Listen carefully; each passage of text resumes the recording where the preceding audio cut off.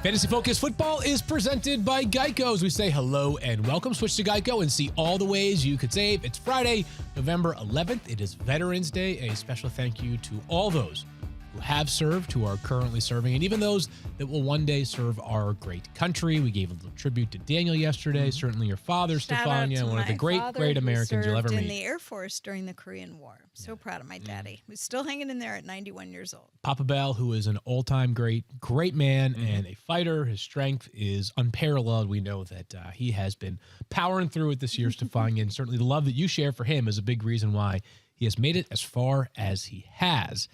A big day today, as always. We do a little bit of a preview, which we give you the lineup blocks, we give you the players that are question marks, both because of injury and also because of just, well, whether they're good enough or not. We're going to begin our show, though, Mike, with a Thursday Night Football recap. Nah. Do we have to, is the question. Do we have to talk about this game? Talk about something else? I know. Oh so this is amazing. We could do punter projections. We could do that. Yes, that would be more. Like, that we would could be. just go through the punters. You keep trying. I okay. listened to yesterday's show. There is at least one team, and I think two, that maybe not, but there's at least one last place team in its own division that would be first place in the NFC South. The Carolina Panthers going into last night's game, there's still 9 weeks left, obviously, going into last night's game, were 2-7. And they would have been the number 2 overall pick in the NFL draft if the season had ended yesterday, which it didn't, of course. Now, after beating the Atlanta Falcons 25-15, could be just one game out of first place in the NFC South and literally fighting for their playoff lives. This is like the NFC awful. East a couple of years ago. This is like the NFC West back in the season when the Seahawks won 7-8-1 and then won a playoff game. What a wild NFC South we have on our hands. It was like it was a game full of just ugliness. There were turnovers. There were missed extra points. There were Baker Mayfield headbutting with no helmet on. Don't ever do this. I Moment of couldn't believe seriousness. Like, come on, with all the attention on the head injuries in football, and you're headbutting players with helmets, and you don't have one on. Be better than that. I literally thought, like, WWE, right? Like that's as we call like sports entertainment, right? Like you see headbutts all the time, but there's a method to that, right? It's you're not actually headbutting the person that you are wrestling. I didn't know if Baker was going WWE style last night or if he was just being a maniac and actually making contact here. Either way, even if he hadn't, and he definitely did, believe me. Oh yeah, he's given made what contact. I do, I watched it a lot of times, and I'm thinking, not only is it not bright for your own self, but it's a terrible look when the league is really paying attention to head injuries. So Optics do anyway, matter, yeah. I didigress. But the whole game was a disaster. All right, so the Panthers do win 25-15, and credit to them. I got to give a lot of credit to Steve Wilkes, their interim head coach, just having this team fighting, competing when it felt like maybe they're headed for the tank, who was awesome. So let's get into some fantasy takeaways. Marcus Mariota was kind of fine, Mike. This was a very Marcus Mariota night in the sense that, like, the ceiling isn't massive. The floor can be okay. A disastrous first half turned into a respectable second half. So you just described like 20 quarterbacks this season, right? I mean, that's like, that's what we're dealing with right now. You'll take 17 fantasy points. You sure will, yeah. For sure, out of your quarterback. You're right. He's not giving you much as a passer, under 200 passing yards in 7 straight games, but had some value with his legs here. And he's been over 17 fantasy points at 4 of his last 6 games. So again, when you're dealing with guys like Rodgers and Brady and Stafford and Russell Wilson, you'll take this, right? So he just continues to be a viable streaming option. And the running backs last night were a disaster for Atlanta. I'm sorry if you heard any of that. I really am sorry because they do run the football a ton. The problem was last night they didn't run the ball nearly enough, and when they did, it was largely ineffective as Cordarrelle Patterson managed just 3 fantasy points, but at least he didn't have minus 17 receiving yards, Mike. Tyler Algier did, and that is it was a historic night for him. It was. Give me the stat one more time. He was the first guy to have a number that low in terms of receiving yards with 3+ catches since 1995. Chris Warren. 1995. Chris Warren and Cut minus to Chris 24. Warren, who's like, thank God. I know, out of right? the record books now. Well, no, he's still the number 1, but Algier's, I think, 4th on that all-time list now. Yeah. So I don't even know how that happens, but we saw it happen in this one. Yeah. By the way, they used 4 running backs in this game. Avery Williams, Caleb Huntley. Yeah, like he's like Avery Williams is their 2-minute back. Yeah. Tyler Algier and Cordarrelle Patterson seem to split the early duties, and then Caleb Huntley just gives the guys a breather because Apparently, when you're only playing 20 snaps a game, you need a breather at some point. I don't know. It is just a bizarre wasteland right now, or it was last night for that Atlanta backfield. Though we do need to get Patterson full-time on kickoffs because he looks so close to breaking I know. 3 of them, right? Yeah, He's just he had awesome 3 in for that role. 85, and he is, of course, one of the most decorated kickoff return men in NFL history. Drake London had a touchdown. That was good. Actually, a decent night here for Drake London. 5 catches, 6 targets, 38 yards. So the yards aren't there. He did find the end zone, though, so I'll take that. I mean, Found enough yards to get me a prop bet. Hey, did he? Yeah. But the problem is that, like, the prop bet's so low that he has I know, 38 yards and you're but winning prop here's bets. what happens when you know that there's not going to be a lot of great fantasy production is you go over and you make the prop bets. So That's what you do. and good to see him pay off in the end zone there. You know, the thing about with London, though, is that, like, if I told you Drake London, this uber talented 8th overall pick, was going to have at least 6 targets a game, you'd say to yourself, like, I'll take that. Yeah. Right? He now has at least 6 targets in 7 straight games, Mike. It just, this passing offense is one of the least efficient, least prolific, least impressive in the entire league. That's right. And part of that is just volume based. They just continue to run the ball and they don't have a great passing quarterback. And, you know, to put a number on it, London's been under 55 yards in 8 straight games. And that was his first touchdown since week 3. Yeah. So the message here is you cannot feel confident going forward. In fact, maybe there's a window to try to move him this week off a bounce back game. He's super talented and his future is bright. You could see that when they throw him the football, but this offense is just crushing his value. That's nothing new. We've known this for weeks. It's the same thing with Kyle Pitts. And again, if the Bucs lose on Sunday to the Seahawks, which seems like a reasonable thing, by the way, this division, the Falcons will still be in first place. They're not going to change their formula overnight. And after the game, Arthur Smith was committed to Marcus Mariota over Desmond Ridder as the starting quarterback going forward. By the way, we haven't seen Desmond. We don't know that Desmond Ridder is a decided passing upgrade over Marcus Mariota. I believe that could be the case. I don't know it to be a fact. Yeah, I felt like you were going to say something. I was just going to say for the people who are like, let's see him last. It would have been unfair to put him in last night, right? You know, so I think coming in a bad situation in the rain, that's a no-win. So I totally understand that in the moment of the game, but. Yeah. Oh boy, it's like they don't deserve first place. You know, when you withhold a first place, they don't deserve to get first place at the end of the year. Ridiculous. 4-6 and could be in first place at the end of the game. We don't need to do the Kyle Pitts thing. It's like a bad comedy bit, right? It really is. Really. He had 8 targets last night. Here's my only thought. This is a crazy thought, and this is not something that I would have ever imagined that I would be saying. I miss 2021 Kyle Pitts, right? The guy who didn't catch touchdowns, because at least he got catches and at least he got yards. All offseason, we lamented the fact that he only had 1 touchdown last year. It didn't even come on American soil. He had never caught a touchdown in front of his Falcons fans. He had over 1,000 yards. He had the second most yards by a rookie tight end since Mike Ditka, or I believe Mike Ditka is the only player ever ahead of him as a rookie amongst all tight ends. The sky was seemingly the limit for our friend Kyle Pitts. I miss 2021 Kyle Pitts. I really do. I mean, and the targets were once again there, but that passing game is very difficult to watch. That felt like your send-off. Yeah. Like, I'm done with him now. That felt like we had so much hope early in the season and we tried to manifest things and it worked for a week, maybe 2 weeks. Yeah. But now I feel like that's it. I'm done. Yeah, I just think that like in redraft leagues, it's not like there are a bunch of other players you're going to go ahead and drop him for.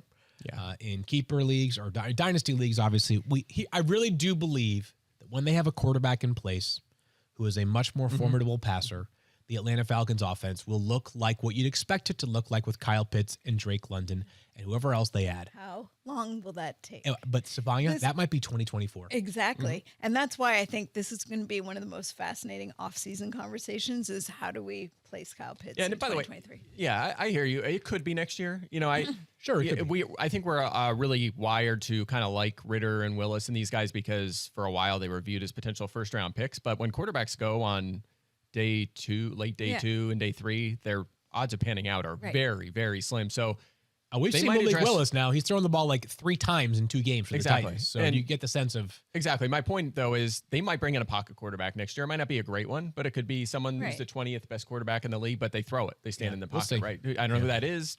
Someone like Jimmy G and that kind of... Exactly. Someone in that sort of range. And that would be fine. That would help. We'd feel much better. Right now. Exactly. We would feel much better about Pitts in that situation. The Panthers, fairly straightforward here. Another big night for Deontay Foreman. 31 carries. 31 for Deontay Foreman, who backed up Derrick Henry last year. Had a very Derrick Henry-like workload last night. 19 fantasy points as he had 130 rushing yards and a touchdown. One thing that seems clear to me, maybe it's because of the health, maybe just because of his performance, but When they first traded away Christian McCaffrey, it was, hey, it's going to be Deontay Foreman and Chuba Hubbard. It's Deontay Foreman right now. It's his show. Yeah, in fact, go ahead. I was just going to say, Chuba Hubbard said he was going to play, so I expected him to do a little bit more. Yeah. And it's hard for me to know if they were still just concerned about that, but you would think he would have to earn his way back to more carries, and it's hard to do that if you're not getting on the field. Yeah, that first game, Hubbard was essentially the lead back until he got hurt in the fourth quarter. Right. But, the thought was, he didn't show as a rookie that he was very good, right? Yeah. Foreman has shown that he's pretty good in the last year. Even going back to last year, and he was replacing Derrick Henry. Yeah. And I think he's kind of taken control of that backfield with his play. Agreed. So, in fact, Raheem Blackshear was next up, and he had a nice run too early in that game. So, I think for now you could feel comfortable starting Foreman, but Hubbard's role probably going to increase a little bit. I still think, though, Foreman should be a 15-carry, 1 or 2 target kind of guy. Yeah, well, you hope 1 or 2 targets because 0 in the passing game last night. I just think that, and we talked about this yesterday on the show, in games in which you think Carolina can hang tough and have a neutral game script where they can actually run the football, they will be committed to doing so, and Deontay Foreman will be the guy. If they're playing a team where you think it could be maybe not 35-0 like last week, but they could be down 14 at halftime, maybe fade Deontay Foreman or at least devalue him for that week. The passing game, 101 passing yards for P.J. Walker last night. So not much from the wide receivers, 4 catches for 29 yards for DJ Moore. The leading receiver, almost the leading receiver, was Laviska Shenault, who took this swing pass that was ruled a run. I guess there's a world in which they could potentially overturn that in stat corrections next week, and it could be counted as a pass, but a 45-yard swing run for Laviska Shenault was the big play for the Carolina Panthers offense last night. But they're going to win if they do, based off of running the football and playing good defense. All right, that was kind of a meaty recap. Let's get into some previews. 4 teams on a bye. Say game previews. We got Bengals, Patriots, Jets, and Ravens all on a bye this week. We begin in what could be the most interesting game of the weekend, but there is a major injury. The locks for Bills and Vikings: Dalvin Cook, Justin Jefferson, TJ Hawkinson, Stephon Diggs, and Josh Allen, with a big asterisk next to Josh Allen's name. As Stephania, there is no bigger injury question mark going into this weekend than Josh Allen. Where do we think this one is heading? You don't say. I haven't heard hardly a thing about it this week. First time talking about it. No, I think, I think they're showing us that he's not likely to play because he hasn't been out there, but they're going to keep everybody guessing until the end. Friday practice, obviously a big deal if we hear that Josh Allen's not available at practice, but I would be surprised if he plays, just given the nature of the injury and the fact that he's been out on the field, apparently very involved, but you really do want complete symptom resolution. Not just that. You want the quarterback to be able to throw the ball, not once, not 5 times, but the number of times you would expect him to be able to throw through 4 quarters of a game without provoking this thing. So I'd be surprised if we saw him. Head coach Sean McDermott does a Friday morning radio show. He often gives injury updates. I think it actually takes place during the 10 a.m. hours. We might find out that Josh Allen is unlikely to play or out for Sunday. Let's plan on that one though, Mike. And let me before I ask you about what it means for the Bills' offense skill players, in a week in which we might not have Josh Allen, we might not have Kyler Murray, we don't have Lamar Jackson, we don't have Joe Burrow, we've got guys who have been struggling all season. Kirk Cousins might be a reasonable alternative, but is this a week you really want to do that? That feels like tempting fate. Yeah, I don't think so. I mean, you might not have a choice. I do him 15th on my board, so he's a borderline streaming option. 4 straight games is a top 12 fantasy quarterback, which is good. But to your point, Bill's 3rd fewest fantasy points allowed to that position. Only one quarterback has even reached 16 fantasy points against them. That was some guy named Patrick Mahomes, who's pretty darn good. So he is. I would avoid, if possible. I think you do have some other streaming options. I'll say like Daniel Jones, Jimmy Garoppolo kind of lead the list and are available in about 50 to 70% of ESPN leagues. So you probably have better options. As far as the pass catchers go in Minnesota, because of this tough matchup, Mike, would you be fading Adam Thielen, who's been the volume king of late for them? He has, and I think he might be okay. I'm curious to see if Tre'Davious White appears in this game. I think it's possible. Yeah, I can't get a read on it, though. He's been really close. That might help them out a little bit, but I would imagine he'd be limited. I think there's something here just based on the volume Thielen sees. I have him ranked 30th this week, so definitely a flex option. 7 or more targets in 7 straight games and his 5 top 30s during that span. So he's been pretty good. Again, borderline streamer, not as appealing as usual, but still fine. You know who's kind of camouflaging this year is Devin Singletary. And you're like, what is he camouflaging as? And it's like he's just sort of finding his way to not be dominant enough that we're talking about him in a super positive light, But our expectations coming into the year were so, I think, sort of pedestrian for Devin Singletary because the Bills have often leaned on the pass and not the run. But believe it or not, he has single-digit carries in 5 of his 8 games this year. He has 0 rushing touchdowns, and he has 1 top 20 finish since week 3. We've got him outside our top 20 this week. It's not that the Vikings run defense is like this dominant force that you have to avoid, but it just feels like because of the way the Bills play offense and because of the fact that they now have multiple backs that they can lean upon, maybe Nyheim Hines has an even bigger role this week.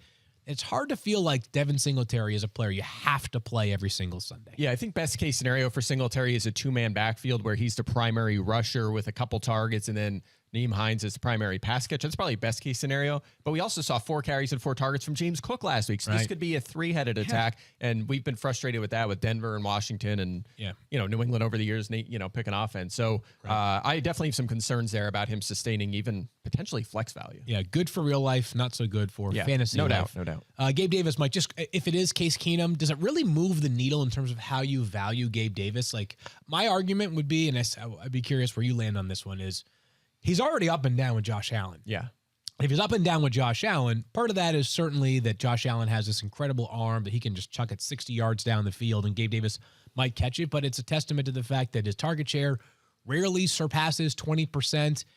Just kind of the nature of the beast here with Gabe Davis. I have him as wide receiver 27. If Josh Allen's ruled out, maybe he goes down to like wide receiver 31 at worst, but not much lower than that. He will drop for me. I'm not, Case Keenum a little more conservative than Allen, and they probably won't throw it as much too. So it could be a 4-target game, but with him it could be 1 52-yard touchdown and you're golden, right? So I tend to agree. He'll be downgraded. I'd be less likely to start him, no doubt about it. Maybe try to avoid, but he has that boom bust potential for sure. Let's get to the Broncos and the Titans. This game is being played in Tennessee with the Broncos coming off their bye. Our list of locks is, quite short. It might include a king, though, as Derrick Henry has been awesome once again this year. He feels like just right there in the mix for the most valuable players in all of fantasy. He's RB6 on our board this week with a projection north of 17.5 fantasy points.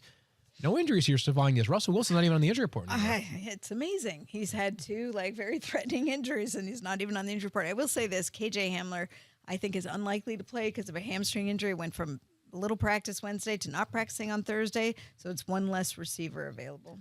High knees do the trick. Is that what it is? High knees on the plane. If you ever feel like you ever hung over, if you ever have like a massive injury, you just do high knees on the plane and you are back to life within moments there.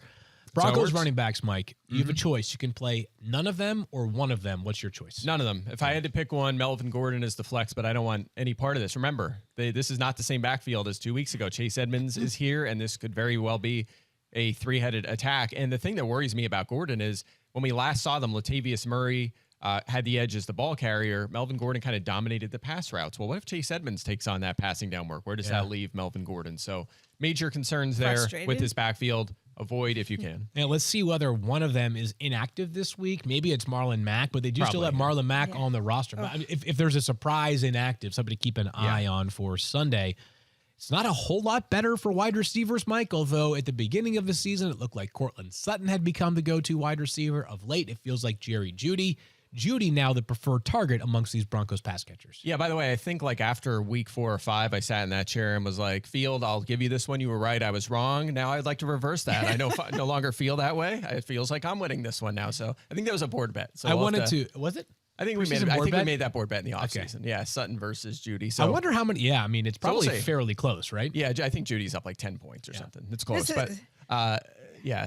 I was just going to say the whole Denver offense has been it's all over the place. Like throw a dart. Unfathomable. It's unfathomable. Yeah. Watch Kendall Hinton now. Like he'll lead the way the rest of the way. You don't know, right? Like you don't know. But yeah, Jeudy holds a 25 to 16 target edge over the past 3 games. And he's been pretty good. I mean, 7+ targets in 4 straight. He has 4 top 20 outings this season. And it's a good matchup. Tennessee's allowed the 3rd most fantasy points to receivers. So I like Jeudy gets the edge now. I have him 26. He's the better flex option or a wide receiver 3. Sutton just a few spots ahead. He's still so talented, and we've seen pretty good chemistry between he and Wilson earlier this season. So maybe he gets back on track. Keep in mind, we talked about this. He's had some tough shadow matchups as well, and that could be part of it. Not the case on Sunday, you're saying. Not the case on Sunday. Yeah. On the other hand, though, I mean, remember last year he was a little bit hot out of the gate, and that kind of stretched for a month, and then he was awful the rest of the season. So I don't know what that is. I don't know if that was their quarterback issues, which probably was part of it. Maybe he doesn't like the cold. I don't know. Like it was a pretty substantial drop off last year. You know what's crazy though is coming into the season, like he has traditionally in the past had like a lower catch rate than other top wide receivers because that's role based. Yeah. Yeah.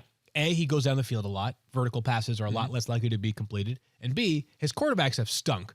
Well, now he added, by many people's estimation, one of the top, 5 or so deep ball throwers in the NFL. Yeah. He's got 35 catches on 62 targets. Not good. So I don't think this is a Cortland Sutton issue for the most part, by the way. I just love to see him get back on track. He's wide receiver 32 on my board. Judy up at wide receiver 25. Then just a name to keep an eye on. Greg Dulcich, who just keeps being awesome for the Broncos. It's hard to find a good tight end, Mike, but Dulcich has sort of put himself on that radar. His worst weekly outing is 11th so far. So he's been solid. I mean, he's given you tight end 1 numbers, a touchdown or 50+ yards in every single one of those games. So he's been fine. Humor me for a second. Okay. Humor My favorite thing to do. Let's do it. If you have Greg Dulcich Yes. next week and you picked him up just as a stash ad and you also have Kyle Pitts, are you playing Greg Dulcich over Kyle Pitts? Yeah. At this moment, yeah. I mean, we'll see what happens with Dulcich this week. If we have more, and we can build more evidence, get a 4th game. But as of right now, probably, yeah. Yeah, Wow. I mean, things you would not expect. Rookie tight ends doing things. We should do a segment like this at the end of the year. Oh my God. We're going to have players that you should have taken over them. No, at the end of the season, we're going to get in a circle and we're just going to pray to the football gods that the Falcons get a pocket quarterback. That's what we're going to hope for. And throw the ball. CJ Stroud. That would be awesome. That would be awesome. Is he from California? Is he from Atlanta? Where's CJ from? I feel like might be California, maybe Atlanta. Like Atlanta's got so Let's many just quarterbacks. go with Atlanta. Let's just go with that. Let's just We're gonna pretend. manifest Yeah, it. homecoming there for CJ Stroud. He's from California. Justin Fields is from Atlanta. He was the Ohio State quarterback that, of course, preceded CJ Stroud. Let's talk about the Jacksonville Chiefs, Stephania. This next matchup is our Week 10 Hot Ticket. Hot Ticket is brought to you by Vivid Seats. To celebrate November 11th, they're giving away $5,000 today on Twitter. Visit twitter.com/Vivid Seats for your chance to win. Let's go. Jaguars and Chiefs. This game sort of feels fun to me, at least, between the Jaguars on the road going to Kansas City. Let's talk about the locks for this game. Travis Etienne, Christian Kirk, who's been heavily targeted of late, Patrick Mahomes, Juju Smith-Schuster, who's really coming on, and Travis Kelce, who he's also coming on. He just is the greatest tight end. He came on like 10 years ago. I was going to say, he has been awesome for like a decade. Stephania, again, no injuries to really report here. I think did I see Mecole Hardman pop up on the injury report with a heel injury? Yeah, but that's sort of one Sort of he's been lingering? managing, so we don't really pay much attention. Okay, and Evan Ingram, I believe, is also on the injury report. He's got a hip, maybe? Yep, Evan Ingram on the injury report, but I didn't get the indication that he's out. Okay, that's good news right there because, not again, yet. in the tight end wasteland, we need to find someone that we can count on, and Evan Ingram has actually been okay. Let's talk about Trevor Lawrence, though, Mike, because, again, this is a week where we're all looking for quarterbacks. Trevor Lawrence, is this a good matchup against the Chiefs? Yes, it is. If only because he might throw 62 passes, right? That might Keep be up all with he needs Mahomes. there. Yeah, exactly. So, look, he's been boom bust already. 9 games so far this season. He has 5 top 12s, 4 outside the top 20. So it's been kind of one or the other for him. Does have at least 5 fantasy points with his legs in 3 of his last 4. So that was something we talked about last week, right? He hasn't had a lot of passing touchdowns lately, but he has been running, so that has helped. The Chiefs have allowed 17 touchdown passes this season. That is most in the NFL. So the Jags are probably better than they seem because they've lost a lot of one-score games this year, a ton of them. I think they kind of hang in this a little bit and score some points. I feel good about Lawrence as a streamer. What a moment this is for Trevor Lawrence. It is. Just take a big step back here because he was the quarterback billed as like the next great thing amongst NFL quarterbacks. Patrick Mahomes is the great thing amongst NFL quarterbacks. He's part of that elite tier, the Josh Allens and others of the world that are right there in that same breath as Patrick Mahomes. What an opportunity. This might be the biggest stage that Trevor Lawrence has played on in his young NFL career. I've got him as quarterback 7. Mike has him as quarterback 9. That Chiefs team, 2 things. They score a lot of points. So in turn, teams have to throw the football a lot against them. And they're playing 3 rookie cornerbacks, like very inexperienced secondary for KC. Mentioned Evan Ingram, tight end 12 on my board, tight end 13 on Mike's board. Not a great week last week, but he had been solid. He was tight end 5 in the 4 weeks that preceded that. So Ingram, a little bit hit or miss, but who isn't amongst tight ends? Have the days passed us by, Mike, of starting any Chiefs running back?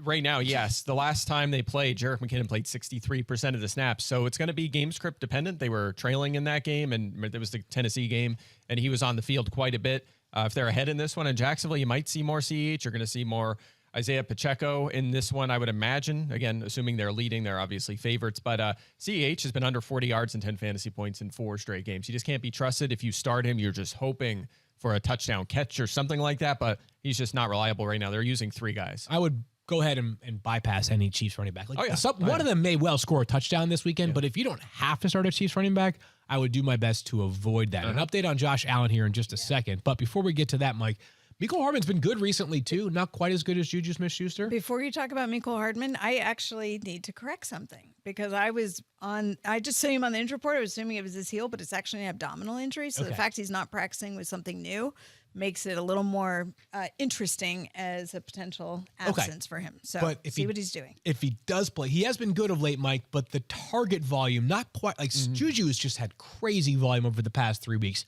Hardman's been super efficient on solid target volume. Yeah, he has been really good lately. 5 touchdowns in his last 3 games. There are signs that it's fluky, though, because his playing time hasn't changed. He's been playing about 50% of the snaps all season long. He does have 6 touches in 2 straight games, 60-plus yards in 3 of 4. But you would expect playing time and usage to maybe take a dive here as Kadarius Toney plays more and more and more in this offense. He barely played last week. So I have him 37th. You do as well. He's a flex option, but nobody that we're feeling super confident with. All right. So as I mentioned, there is some breaking news here in regard ESPN Radio. Breaking news. You'll take this one, Stephania? I was going to say by breaking news, you mean no real news. I was going to say by breaking news, we mean sorry, we don't have much to offer you. Apparently, Sean McDermott ruled out 2 players, including their safety, Jordan Poyer, Greg Rousseau. Yep. Everyone else still to be seen. Is there anyone notable on the Allen. Yeah. Right. The word on Josh Allen was they are taking things one day and, quote, 1 hour at a time. Yeah. This to me feels like, look, they just don't want to reveal anything right now. And they don't have to. You don't have to. They don't have to. So also, I think it underscores what you've been discussing, which is like the player wants to play.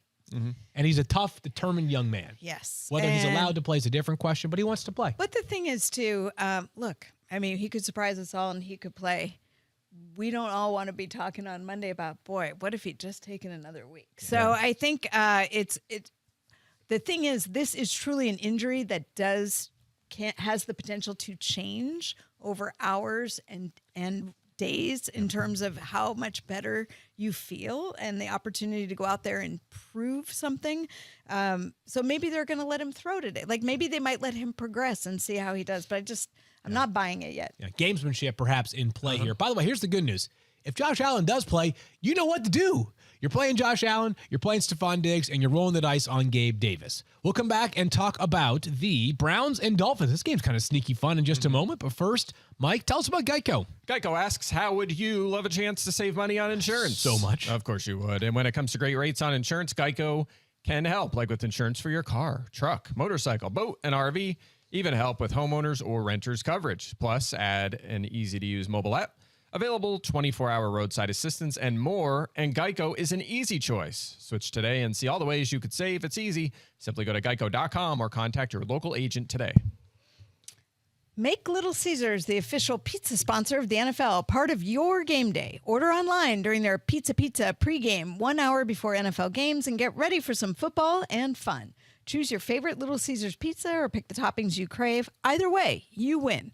And speaking of winning, everyone scores with convenient delivery of their in-store pizza portal pickup. So grab some friends and enjoy a few slices during the tastiest hour before kickoff. Pizza. Today's podcast is sponsored by Global X ETFs. With rising oil and gas prices, alternative vehicle technologies are looking more attractive. Is your portfolio keeping up? At Global X ETFs, we offer a lineup that can provide exposure to innovative companies at the forefront of this and other emerging trends. Visit globalxetfs.com to learn how you can invest in these disruptions without putting all your hopes in a single draft pick. Like Kyle Pitts. Couldn't help myself. Browns, Dolphins, let's get to this game. We always start with lineup blocks, and there are a lot. This game really does feel sneaky fun to me. Lineup blocks for the Browns, Nick Chubb, Amari Cooper. On the Miami side, Tua Tagovailoa, Tyreek Hill, and Jalen Waddle. On the injury front, Stephania, a sort of sneaky big one, David Njoku, who's been really good for the Browns this year. Right, and we talked about, right when we were talking about his rise and how everybody should go out and get him, what happens? He injures his ankle, and at first we heard that it wasn't that serious, but Adam Schefter said they gave a timeline of 2 to 5 weeks, Right. which is not necessarily gamesmanship. That really does have that potential range. But David Njoku is still not practicing, and my guess is that it's not really looking like he's going to play this week. Okay, so probably not going to have David Njoku, which might mean more Donovan Peoples-Jones. Talk about him. I'll just mention him. Just like if you're in a deep league, at least 11 fantasy points in 4 of his past 5 games. 4 of his past 5 games. Easy enough for me to say. And he's a talented guy. Like, he does pass the eye test, and it's a good matchup. We'll talk about his quarterback in just a minute. Yeah, by the way, he hasn't scored since week 9 of last season. Probably should have. He probably should have a few touchdowns this year based on his usage. So a little regression alert there. Okay, all right, there we go. We've seen them hit the past couple of weeks, right? How about Joe Mixon? Yeah. Breaking Everything. everything. All at once. I know. Did it all at once. He caught all the way back You're up. supposed to warn us when that's I know, coming. right? Joe Work Mixon's on it. on a bye this week. and DPJ. Joe Mixon is on a bye this week and might end up being the highest scoring running back between weeks 9 and 10 of the NFL season, Right. Probably even will. with 1 game off. Yeah, oh yeah. All right, so a lot of running back questions in this game, Mike. Let's begin with Kareem Hunt, who has had a weirdly reduced production, but the weird part of I guess not the weird part, but the interesting part is that his role hasn't entirely diminished. Like, he's getting double-digit touches per game, and I think is there value here? Like, what would you attribute the decline in production to? Is this unluckiness? Is it lack of passing game utilization? What say you? I think part of it is Nick Chubb just being So good. awesome, right? Yeah. That's part of it. But, it feels like leading up to the trade deadline, things started to kind of sink a little bit, and then he didn't get traded, and then it went back up. He had a season-high 15 touches in the most recent game. He's cleared 11.2 fantasy points just once in his past 7 games, though, so still some concerns there.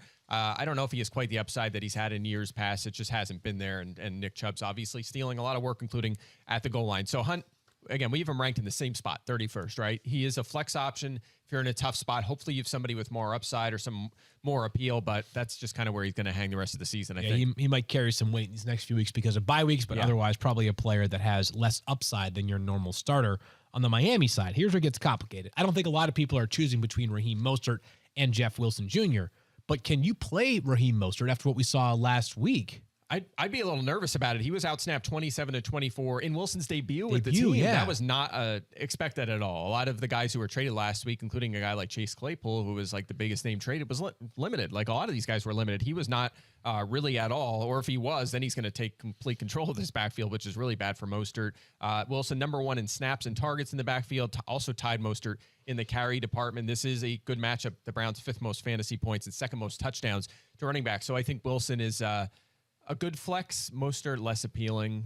He's played pretty well, right? I mean, I also think it was a little bit different of a situation because he could come and be plugged right in. I mean, he's just so familiar with Mike McDaniel and also good buddies with Raheem Mostert. So, there's like, it's not like they're not worried about feelings. They weren't worried about scheme. It was really easy for him to come in and get cemented right away. And it's something that he really wanted. So I think it will balance itself out a little bit more, which, may not be ideal fantasy wise for anybody, but I do think that Raheem Mostert is going to have more value than you think. Okay, let's hope so, because this guy's counting on him in a couple weeks. 9 carries, 0 targets in that game, so definitely need more. And Wilson had 3. I think he had 2 targets with 0 catches last week, did Mostert. Yeah. And then Wilson had 3 catches on 3 targets. So a little bit more effective in the air for Jeff Wilson Jr. last week.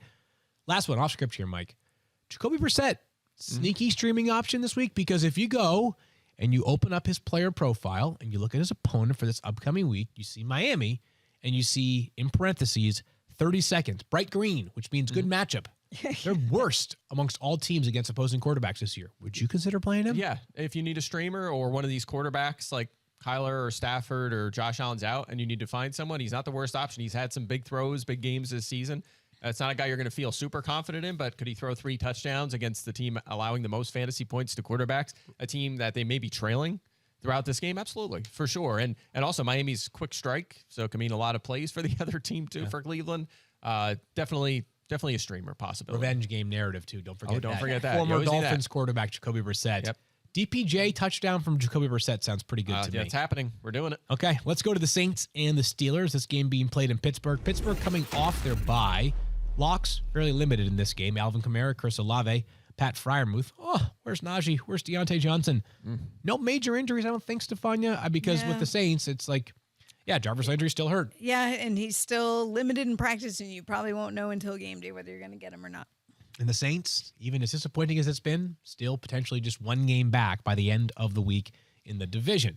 So let's talk about Najee Harris here for a second, because first round pick last year, had an excellent season in terms of overall production, led all running backs in terms of carries, wildly inefficient.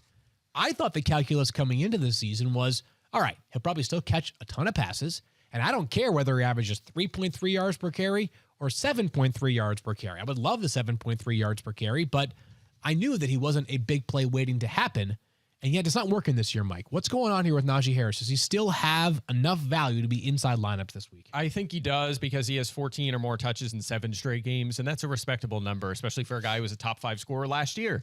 The question becomes, are these whispers we're hearing, these reports of more Jaylen Warren, real or not? You know, is that going to happen? Is this going to be a 50-50 split? Is it going to be 65-35? What does that mean exactly? Because it's already been kind of 60-40-ish or maybe 70-30-ish. So we're going to keep an eye on that. For now, I have him 20th. He doesn't have a top 10 this week, but he's had enough volume to kind of hang in that RB2 mix. So I think that's where he is. You know what it feels like? Remember a couple of years ago, like after Todd Gurley had a bunch of good years, he had that year where he was getting like 20 touches a game, but he just was like RB20 every week. It was like 18, 24, 23, 20. That's what Harris is right now. It's unfortunate. Or maybe Trent Richardson is another example of that. You know, after the big don't make that comparison. I was going to say, whoa, because there is talk on Pittsburgh radio is Najee Trent Richardson 2.0. Yeah, right. No, so there's just enough there volume-wise to hang in that conversation.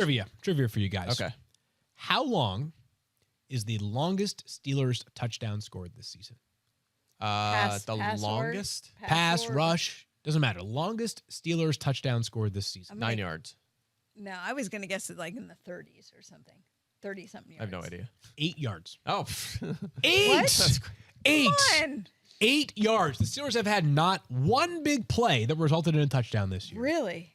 8 Because I feel like yards. Deontay Johnson. Oh, he has no touchdowns. That's true. Yeah. He has spectacular catches. Right. He just makes cool catches and not touchdowns. So oh my gosh. He feels due. Yeah. Right? I had him so overdue. He had 8 last year. I projected him for 4 this year, and I kept like, how's that? That doesn't add up for a guy with so much volume. But here we are. He's going to have to get hot in the second half. I know. I was too high. He actually has the most catches and most targets of any player in the NFL this year without a touchdown, a receiving touchdown. So it's time for Deontay Johnson to get one. And let's talk about him here for a second, Mike. Because of that, because of the inefficient offense, because of the fact that his target volume hasn't been quite as robust as it was last year, he slides from like a mid-tier wide receiver 2 to wide receiver 23 on my board and wide receiver 25 on yours. Yeah, 5 straight games outside the top 35, which is rough. The reason that I have him as a borderline lineup lock, I kind of struggle with that one. Sometimes there's guys like, is he a lineup lock? Which I guess if you're asking that question, the answer is no. But it's still so hard to bench him because he's still their featured number 1 target. Not to mention 20%, good matchup. 20% of the targets are gone with Chase Claypool. So they should just continue to funnel targets to really 3 guys downfield. I mean, you have Najee Harris out of the backfield, but it should be Freiermuth, it should be Johnson, and obviously it should be George Pickens. But I'm not sure, like Pickens, you might think, well, he's going to get a big boost now in usage, right? Without Claypool. He was already hanging around 20% for a month and a half. So I'm not sure that's going to go up enormously. There's still plenty of room for them to funnel targets to Johnson, who, you know, even earlier this year was getting 10+ targets a game. But I will say on George Pickens, not that there's I'm not starting him this week. I've got him as wide receiver 41. You're at wide receiver 38. Right. One of the most interesting observation weekends here, because if he does have 10 targets this weekend, maybe the idea is that, all right, we have one less mouth to feed, and instead of dividing Chase Claypool's targets up, it's going to be mostly Deontay Johnson and George Pickens who benefit. I think that would be a good thing, certainly for Deontay Johnson. Colts, Raiders. Stephania, buckle up. Indianapolis goes to Las Vegas. What a week it's been for Indy. Lineup blocks include, and again, big asterisk coming here, Jonathan Taylor, Josh Jacobs, and Devontae Adams. And if you're sitting there saying, like, I really have to play Jonathan Taylor, I think you do. He is only RB11, though, this week, so he's outside our top 10 compared to where he was in the preseason. Not exactly the player that you had drafted. But injuries, Stephania, have mounted up in this game. Let's begin with JT. Back to practice. What is the outlook on him playing on Sunday? I think it's pretty good. This is full practice yesterday.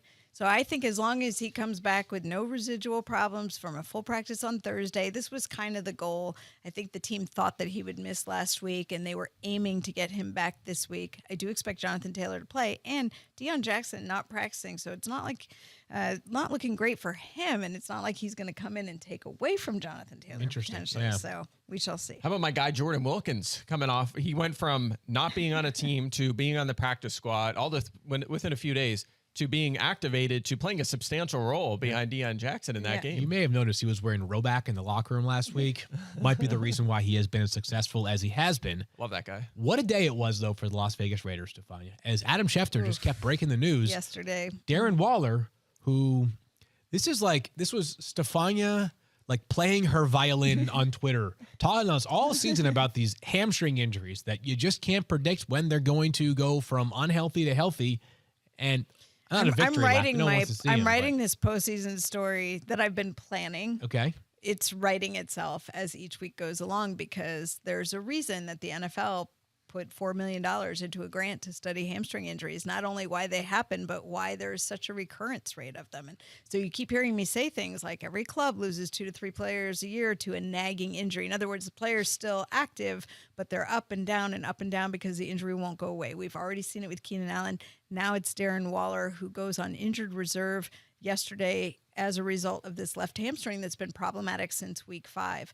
And we've also got Hunter Renfrow going on injured reserve because of a hamstring injury to go with his rib injury. I was going to say, with Darren Waller out, you can just throw the ball to Hunter Renfrow more. And he's out too? Wait, has he been active this season? Hunter Renfrow is out for the That's season. not nice, Mike. Did he retire? He's on injured reserve. Oh, okay. Yeah. Okay, so Hunter Renfrow also going to IR. Also going to IR. So now, if Devontae Adams wasn't the main target before, I don't do the projections around here. Mike has him for 39 this week. 39 targets. 39 targets, yes. Let's just more seriously handle this then, because there are 2 players now out, Mike. Someone's going to have to catch passes for them. Foster Moreau creeps up onto the tight end radar, I believe, this week. Could you agree on that? Foster Moreau into the tight end 1 rate. Yeah, he's tight end radar, just general. Yeah, I mean, he is, but the thing is, even the past few weeks, the targets have been respectable, but he's not getting yardage anyway. Like 19 targets over the past 3 weeks. Yeah, and the fantasy output has not been there. He's not scoring touchdowns. So if you're in a really tough spot, fine. A 2 tight end league, yes, he should be on rosters, but it's hard to rank him higher than like 15th, right? So but more if of you a play tight in a end 2 tight end league, you're an absolute savage. You are a savage. You play in a 2 tight end league. Like, who do you? How can you? Mark Bavaro starts like every other week in that league. He's been retired for 30 years. So someone else though, amongst the Raiders, like wide receivers, has to have a role. You would think, Matt right? Collins? Exactly. Matt Collins. Matt Collins? He of great hair and prefers not to wear shoes.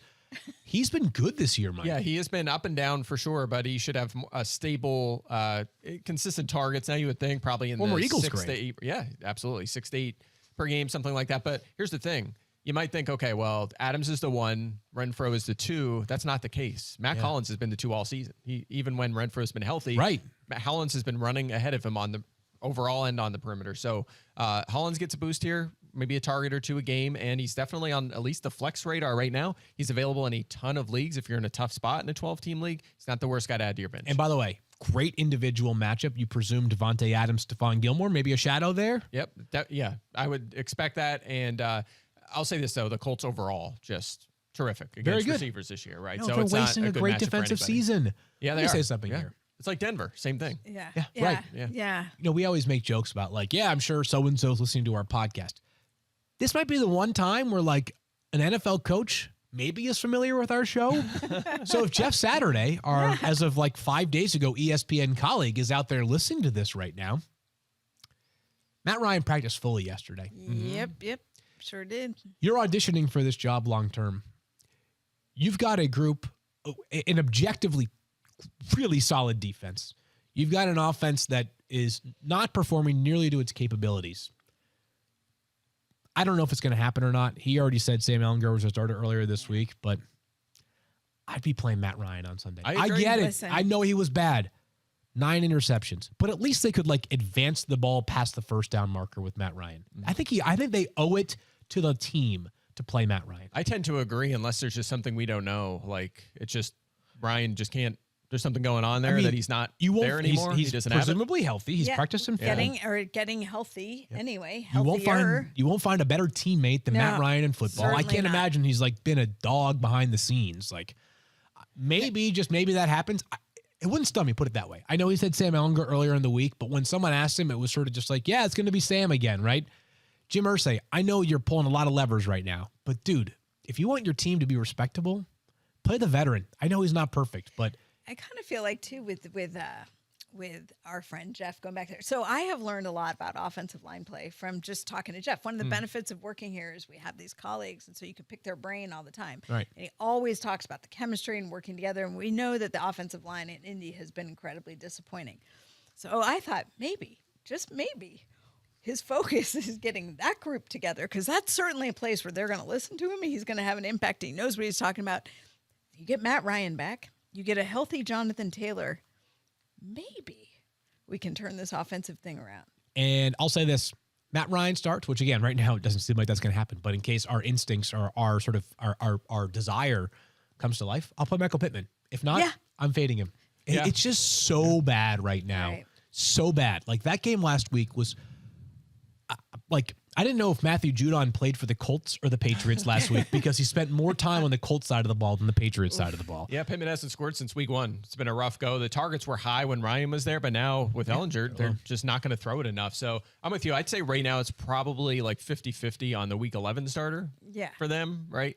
I kind of wonder if this week is too. I know I'd like it to be now, but I kind of feel like it might too soon. Week 11. Okay. Yeah, they seem committed this week, but we'll see. I sure hope it changes at some point. I do too. Cowboys, Packers, Green Bay, of course, the Mike McCarthy reunion game as he goes back to the team that he helped win a Super Bowl for. I think he's becoming Aaron more Rodgers appreciated. getting all wistful and well- talking about it. Hey, age, perspective, enlightenment. Yeah. But I think it's good. I think he should. They obviously Absence went makes pretty the heart far grow fonder, together, right? didn't they? Yeah, Mike McCarthy gets a bad rap. He's sometimes easy to pick on, but the guy coached a team to a Super Bowl. He's won a lot of football games as a head coach. Lineup blocks you just saw: CeeDee Lamb, Dalton Schultz, and Aaron Jones, assuming he plays. We'll ask Stephania about that here in a second, as the injuries are also a big question mark in this game, Stephania. Zeke, Aaron Jones, and Romeo Doubs. The easy one here is Romeo Doubs, right? Yeah, Romeo Doubs is not going to play. This was an injury, high ankle injury that he was carted off. He was on crutches and a boot. We're not going to see Romeo Doubs for several weeks. Okay. How about Zeke? We think he'll play because he's been banged up as well. This one's super interesting to me because I think Zeke, who's usually pretty confident about his ability and his readiness to go forward, has been very much hedging about his knee, kind of like one day at a time. I think he's lacking a little confidence in his knee right now, and it was not an insignificant injury. Bone bruises get overlooked all the time, but that means you have bleeding in the bone. This was the same knee he had injured previously, and I think he learned from last year that trying to play hurt just did not work well for everyone. So I don't really know where he stands. I think it's very iffy. On the other hand, you have Mike McCarthy talking about how he's looked great in practice, and they didn't see any hesitation, nothing from the eyeball test. He feels good about him. But when the player sounds apprehensive, that actually makes me a little bit more nervous. So I wouldn't be surprised. I think this could go either way. It might be one of those, let's take it up to game time, because you could feel more confident as a couple days go along. So then how about Aaron Jones? Because on the other side, another starting running back in question. Yeah, and Aaron Jones, remember, got injured third quarter, left the game, came back to the sideline. But we had heard from Adam Schefter that they didn't think it was serious, and it does look like Aaron Jones will play. That's good news right there. So let's talk through a couple of these question marks. Mike, your projections came in lower for Dak Prescott than I expected. Me You too. always have good reasons for it, but you and I have a 6-slot difference between Dak. I have him at 12, you have him at 18 right now. Yeah, so the last time we saw him, he was QB4, right? He had a great. good week. A lot of that was with his legs out, 5 for 34 and a touchdown. He's been under 30 pass attempts in every game he has played this season. Now, week when he got injured, he's only played a few games, but I thought when he came back, we'd see more of a high-volume, pass-centric offense, and game script's part of it, but Yeah, their defense they're is so still good. calling a run-heavy offense, and that obviously is going to limit his output a little bit. And the other part of it is, say what you want about the Packers offense, the defense is terrific, right? You know, they've had some injuries. I get that, but they've still allowed the 5th fewest fantasy points to quarterbacks. No quarterback has reached 20 fantasy points against them this season. Only 2 have even gotten to 16 against them. So if you figure that's probably the ceiling for Dak, is he a starter? Maybe, again, from like 6 to 20, it's basically the same guy, right? It's Right, kind of a lottery yeah. ticket, a quarterback right now. But the more I looked at him, the more I was not really interested in starting him this year. Mike, everything Mike does is extremely well researched and thought out, and all those numbers support a lower case than what I have. I just feel like I saw something the last time that we saw Dak, a rejuvenated, confident, ready to make a big push player for this Dallas Cowboys team, that it's going to be hard to catch Philly because Philly is undefeated and so good. But Dallas has the look of a team that's ready to make a deep playoff run. I've got Dak at quarterback 12 this week. If Zeke does play, we've got the two Cowboys running backs smashed right next to each other in our rankings. Both sort of flex considerations. Obviously, if Tony Pollard gets the start and Zeke is out, you'd feel very confident in Tony Pollard. He'd be probably a top 12-ish play, I would think, based on what we saw last week. I mean, last time three touchdowns. Yeah, pretty good. Yeah, he'll be fine.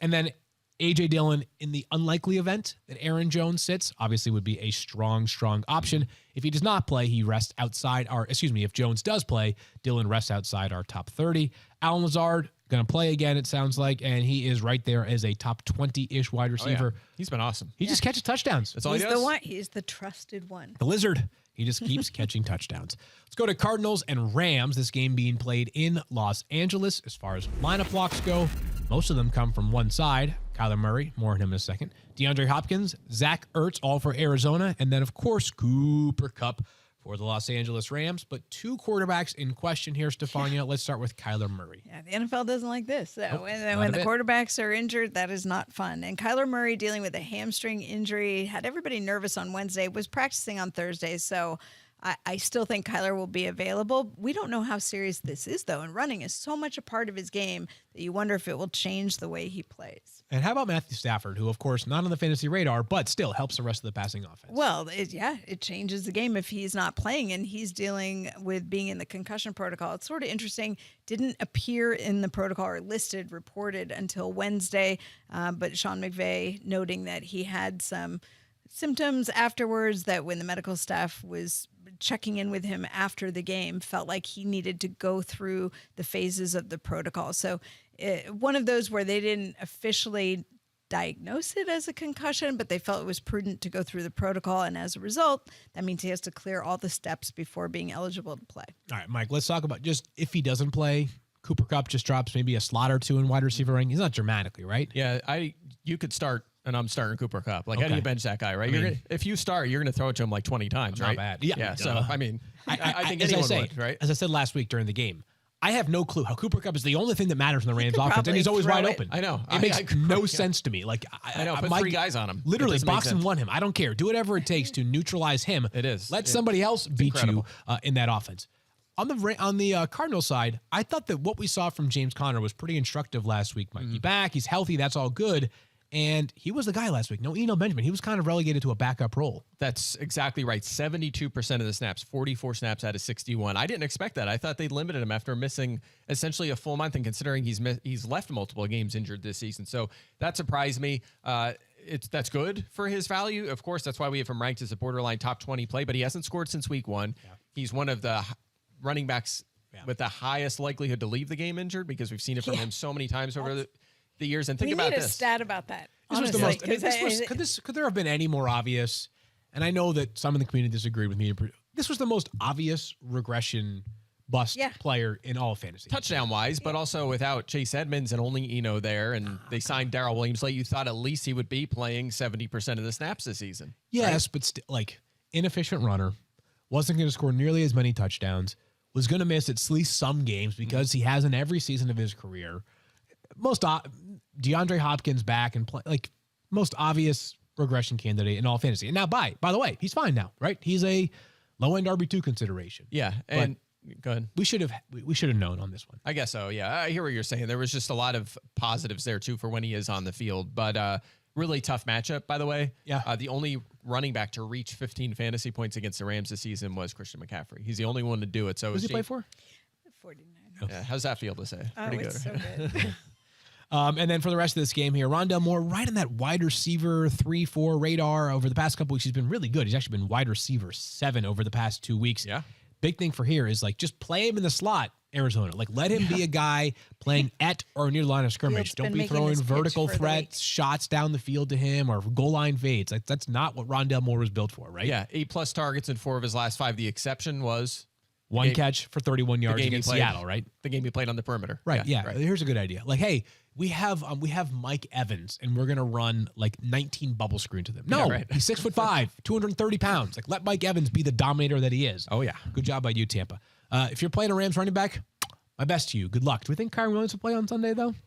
I would love to see Kyron Williams play. I mean, we don't know yet. Yeah. They're still guarding it, but it's pretty. I mean, that window's open, right? So it's this week or next week. Here is I the think. only way that I would play a Rams running back this weekend is if Shefty pops on Fantasy Football Now on Sunday morning and his makes long Kyron shot Williams is his Kyron line. Williams. You know what? Actually, I think that is going to be his long That's shot. my guess. I thought about it yesterday because I was listening to the show, and Shefty's funny. He tries to keep a secret, but he like reveals himself. He's like, and this team really believes in this player. And, he was giving all the clues. And I was like, the last guy he talked about like that was Kyron Williams when he told us to go pick him up. So Mike texted maybe. me after wondering who I thought it was, and our guess was Kyron Williams. Yeah, that was our So- top choice. We had a couple. All right, so if he So does, go get if him. Shefty gives you the endorsement, I will Yeah. consider it. Otherwise, nope. And Tyler Higbee, sorry, you're also on my bench. He has 3 catches over his past 3 games. Yeah, what a fall, right? 9.6 targets per game before It's this not his recent. fault. I mean, they just stopped you. They've done this before. Remember that kind of Gone breakout cold. final Yeah. month of the Yeah. season where he kind of broke out, and then the next year we kind of ranked him as a tight end 1, and then he wasn't used, right? They used Gerald sense. Everett. Like, unreal how they utilize him. Chargers, Just a roller 49ers coaster. against Stephania's 49ers. A lot of lineup blocks in this game. This might be the busiest lineup block that I've seen in quite some time, and there's some players injured. Justin Herbert, Austin Eckler, Keenan Allen, if he plays, he's not going to play, though. Gerald Everett, tight end, he's been awesome for the Chargers, especially when Keenan Allen has been unavailable. Christian McCaffrey, Deebo Samuel, and George Kittle. But a lot of injuries here, Stephania, most of them on the Chargers side. We don't expect either of those 2 starting wide receivers to play, do we? You are Keenan talking Allen, about Mike Williams. Oh no, Mike Williams is out.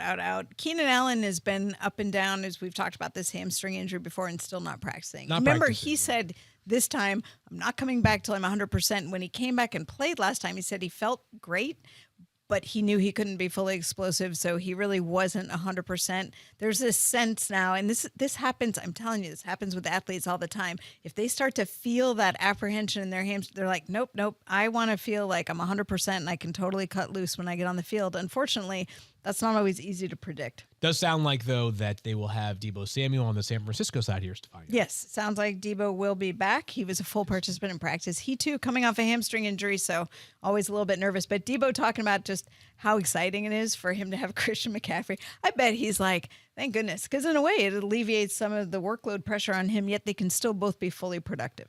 Mike, on the Charger side, assuming Keenan's out, does Josh Palmer enter lineup block territory, or is the matchup that bad? I think you would have a hard time benching him, especially based on what we saw last week. 10 targets, 106 yards. He has 23 targets now in his last 2 games. Yeah, I mean, really the productive. number 1 target, really, for Justin Herbert.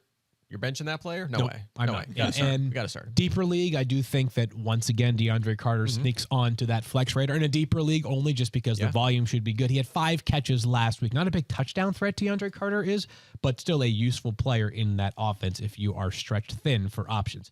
We talked about Jimmy G, though, Mike, a potential streaming option here. The Chargers defense, not as imposing as you might have thought coming into the season. No, and injuries have obviously ravaged them, especially on that side of the ball. They barely had J.C. Jackson. That's been huge, but they've allowed 13 passing touchdowns. It's 9th most in the NFL. And Jimmy Garoppolo has exactly 2 passing touchdowns in 4 straight games, and he now has his big 4 together, right? He has Kittle, McCaffrey, Ayuk, and Deebo Samuel. We all expect them to be healthy and involved in this game, and who knows, maybe now Garoppolo, instead of throwing 1 touchdown a game, is throwing 2 or 3 a game because of the tools he has around him. So I'm excited to see this 49ers offense. Not as excited as Stephania, but excited nonetheless, and it is Nobody's a respectable excited. matchup. How close is Brandon Ayuk to becoming a lineup block? Very close, right? He's close. The reason he's not, and his yardage the last 3 weeks are 83, 82, and 81. And he has 3 touchdowns during that span, 6 or more targets in all of those games. The reason he's not is because we Debo haven't was seen gone, the 4. CMC was Exactly. gone. We haven't We seen him haven't in this seen them all situation. together. Yeah. There's a little Mike Williams worry with me there, right? Is he going to be a little boom bust now